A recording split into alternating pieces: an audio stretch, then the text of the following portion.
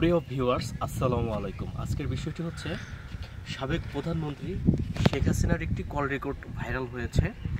তো আওয়ামী লীগের সভাপতি মণ্ডলীর সদস্য জাহাঙ্গীর কবির নানকের সাথে কথোপকথন হচ্ছে যে জাতীয় পার্টি এখন জিন্দা লাশ। তো সেই সূত্র ধরে কথাটা বলি। আপনারা সকলেই জানেন যে 15ই আগস্ট 1975-এ শেখ মুজিবুর রহমান সহ তার পরিবার নিহত হন এবং ওই দিন থেকে আওয়ামী লীগ চিরতরে নিশ্চিহ্ন হয়ে গিয়েছিল। বাংলাদেশের ভূখণ্ড থেকে আওয়ামী লীগ নামক কোনো রাজনৈতিক দল ছিল না এবং তাদের কোনো কার্যক্রম ছিল না। এক কথায় পৃথিবীর বুক থেকে আওয়ামী লীগের নাম নিশানা সব কিছু মুছে গিয়েছিল। তার পরবর্তীতে হোসেন মোহাম্মদ এরশাদ ক্ষমতায় আসার পরে আওয়ামী লীগকে পুনরায় তারা বিভিন্নভাবে নির্বাচন করতে সুযোগ দেয় এবং হোসেন মোহাম্মদ এরশাদের দয়ায় 1986 সালে জাতীয় পার্টি সংখ্যাগরিষ্ঠ আসন পেয়ে সরকার গঠন করে এবং আওয়ামী লীগ বিরোধী দল আসনে বসেন এবং তার পরিপ্রেক্ষিতে আওয়ামী লীগ বিভিন্ন রকমের ষড়যন্ত্র করে জাতীয় পার্টিকে পতন করানোর জন্য। তারা সংসদ বর্জন করেন এবং জাতীয় পার্টির সাথে বিভিন্ন রকমের এরশাদ বিরোধী আন্দোলন করেন। এরশাদ সরকারকে বেকায়দায় ফেলার জন্য বিভিন্ন রকমের ষড়যন্ত্র করেন এবং 1996 সালে এই জাতীয় পার্টির সমর্থনে 21 বছর পরে, দীর্ঘ 21 বছর পরে আওয়ামী লীগ সরকার আবারও ক্ষমতায় স্বাদ পায় এবং আওয়ামী লীগ 21 বছর পরে হোসেন মোহাম্মদ এরশাদ এবং জাতীয় পার্টির সমর্থনে তারা ক্ষমতায় আসেন এবং আওয়ামী লীগ পুনরায় তারা শক্তি ফিরে পায়। সারা বাংলাদেশে আওয়ামী লীগ পুনরায় প্রতিষ্ঠিত হয়। তো এই আওয়ামী লীগের দ্বারাই কিন্তু সর্বপ্রথম জাতীয় পার্টি বিভক্ত হয়। জাতীয় পার্টির সর্বোচ্চ বেশি ক্ষতি করেছে এই আওয়ামী লীগ সরকার। 1997 সালে আনোয়ারুল হোসেন মঞ্জুকে দিয়ে জাতীয় পার্টি বিভক্ত করে জাতীয় পার্টি জেপি গঠন করে। তারপরে 1999 সালে 4 দলীয় ঐক্যজোটের দিয়ে জাতীয় পার্টির আরেকটি বিভক্ত হয় নাজিউর রহমান মঞ্জুকে দিয়ে। তারপরে জাতীয় পার্টির একের পর এক বিভক্ত হতে থাকে।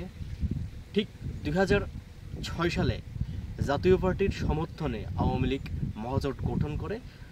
আওয়ামী লীগ ইতিহাসের সেরা সর্বোচ্চ বেশি আসন পায় 2008 সালে এবং জাতীয় পার্টির সাথে সেবারও বেইমানি করে এরশাদকে রাষ্ট্রপতি দেওয়ার কথা বলে শেখ হাসিনা এবং আওয়ামী লীগ জাতীয় পার্টি এবং এরশাদের সঙ্গে জালিয়াতি করে, বেইমানি করে, মুনাফিকি করে তারা 2008 সালের নির্বাচনে অংশগ্রহণ করে।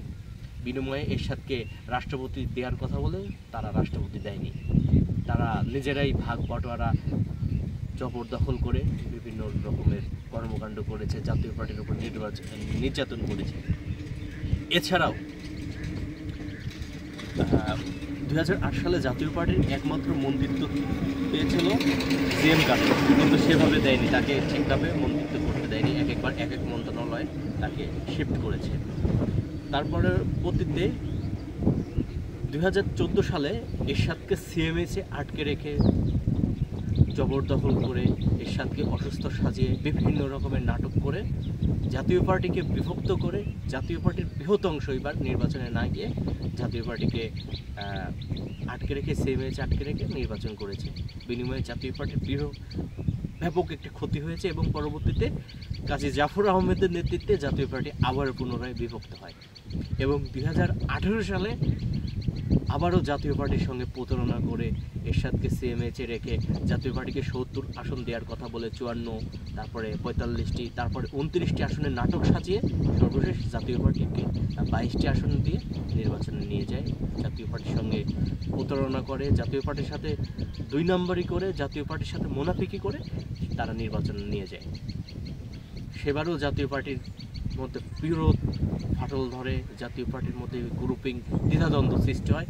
অনেকেই এরশাদকে ভুল বোঝে, এরশাদকে গালি দেয়, এই হচ্ছে অবস্থা। তার পরবর্তীতে 2024 সালের 7ই জানুয়ারি নির্বাচনকে কেন্দ্র করে জাতীয় পার্টির মধ্যে একটা বিভক্ত সৃষ্টি হয়।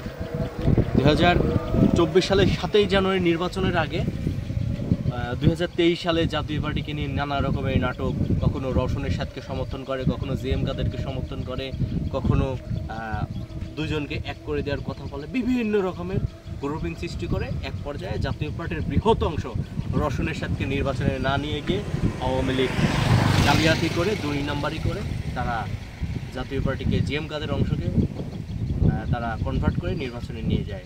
সেবারও কিন্তু 24 সালের নির্বাচনে জাতীয় পার্টির বৃহৎ অংশ এই নির্বাচন বর্জন করেছিল। সংসদের প্রধান বিরোধী দলীয় নেতা বেগম রওশন এরশাদ নির্বাচন করেনি, বিরোধী দলের চিফ হুইপ নির্বাচন করেনি এবং অনেক এমপি মন্ত্রী সেই নির্বাচন থেকে বিরত ছিল জাতীয় পার্টির। ঠিক এই 7ই জানুয়ারি নির্বাচনকে কেন্দ্র করে জাতীয় পার্টির ইতিহাসের মহা ফাটল ধরে, ভাঙন সৃষ্টি হয় বেগম রওশন এরশাদের নেতৃত্বে। তো আওয়ামী লীগের কারণে প্রত্যেকটিবার জাতীয় পার্টি ভাঙন হয়। এই আওয়ামী লীগের জন্য এই জাতীয় পার্টির বারবার ক্ষতিগ্রস্ত হয়েছে, প্রশ্নবিদ্ধ হয়েছে। এই আওয়ামী লীগকে বারবার জাতীয় পার্টি ক্ষমতায় এনেছে। 1996 সালে, 2008 সালে, 2014 সালে, 2018 সালে, 2024 সালে এই জাতীয় পার্টির দয়ায় কিন্তু আওয়ামী লীগ বারবার ক্ষমতায় এসেছে। কিন্তু জাতীয় পার্টিকে আওয়ামী লীগের থেকে কোনো সুযোগ সুবিধা পেয়েছে? পায়নি, বরং জাতীয় পার্টি ক্ষতিগ্রস্ত হয়েছে। তো আওয়ামী লীগ সর্বশেষ বলল যে জাতীয় পার্টি নাকি জিন্দা মরা। জাতীয় পার্টিকে জিন্দা মরা করেছে আওয়ামী লীগ। আওয়ামী লীগের ষড়যন্ত্রে বারবার জাতীয় পার্টি দোষী। জাতীয় পার্টি কখনো রাষ্ট্রবিরোধী কোনো কর্মকাণ্ড করেনি, জাতীয় পার্টি কখনো কোনো জ্বালাও পোড়াও রাজনীতি করেনি, জাতীয় পার্টি কখনো দেশের কোনো ক্ষতি করেনি। জাতীয় পার্টি সবসময় দেশ ও জাতির কল্যাণে কাজ করেছে। হোসেন মোহাম্মদ এরশাদ সবসময় বলেছে সকল রাজনৈতিক দলের উপস্থিতি অংশগ্রহণ না হলে উনি নির্বাচন করবে না। অনেকেই জাতীয় পার্টিকে এখন বিএনপি, জামাত সহ সমন্বয়ক সহ অন্যান্য রাজনৈতিক দল জাতীয় পার্টিকে তারা দোষী সাজায়। তারা বলে যে এরশাদ হচ্ছে নির্বাচন করেছে। এরশাদ কখনোই এই নাটকীয় নির্বাচনে অংশগ্রহণ করেনি এবং নির্বাচনের বিপক্ষে ছিল। এরশাদ সবসময় চেয়েছে যে বাংলাদেশে প্রত্যেকটি রাজনৈতিক দল, বিএনপি, জামাত সহ প্রত্যেকটি রাজনৈতিক দলের অংশগ্রহণে এরশাদ নির্বাচন চেয়েছিল। এরশাদ কিন্তু এই সমস্ত নাটকীয় নির্বাচনে ছিল না এবং জাতীয় পার্টিকে তারা বিভিন্ন রকমের বিভক্ত করার চেষ্টা করেছে।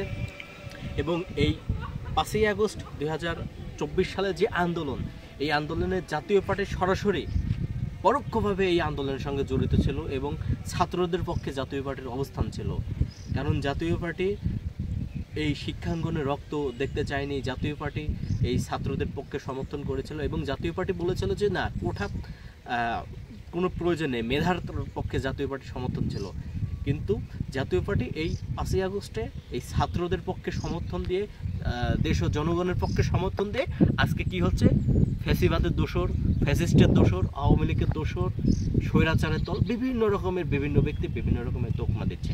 আসলে এগুলো কিছুই না, এগুলো হচ্ছে জাতীয় পার্টিকে দাবানোর জন্য, জাতীয় পার্টির জনপ্রিয়তাকে নষ্ট করার জন্য, জাতীয় পার্টির সামনে যে নির্বাচিত হওয়ার যে সুযোগ ছিল সেটাকে আটকে দেওয়ার জন্য এই ষড়যন্ত্র করছে। আর শেখ হাসিনার কাছ থেকে এমন মন্তব্য আমরা কখনোই আশা করিনি, কারণ উনি সাবেক প্রধানমন্ত্রী, উনি জনগণের ভোটে নির্বাচিত প্রধানমন্ত্রী ছিলেন এবং হয়তো পর এই 2024 সাল, 18 সাল, 14 সালের নির্বাচনে বিতর্ক থাকতে পারে, কিন্তু 1996 এবং 2008 সালে তো উনি নির্বাচিত প্রধানমন্ত্রী ছিলেন।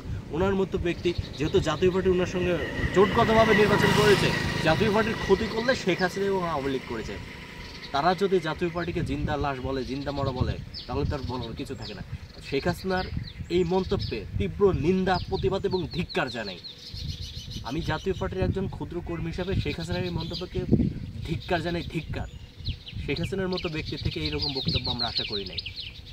জাতীয় পার্টি এখনও পর্যন্ত আওয়ামী লীগের যারা নির্যাতন হচ্ছে, নিপীড়ন হচ্ছে, তাদের পক্ষে জাতীয় পার্টি কথা বলছে। এবং শুধু আওয়ামী লীগ নয়, সাধারণ জনগণ যেখানে মবের শিকার হচ্ছে, যখন সাধারণ মানুষ ঘর ছাড়া হচ্ছে, বাড়ি ছাড়া হচ্ছে, তাদের ব্যবসা প্রতিষ্ঠানে এই মব সন্ত্রাসীরা হামলা করতেছে, সেখানে একমাত্র জাতীয় পার্টি কথা বলতেছে দেশ ও জনগণের পক্ষে। এখন ইতিপূর্বে জাতীয় পার্টি কথা বলেছে, এখনও বলতেছে।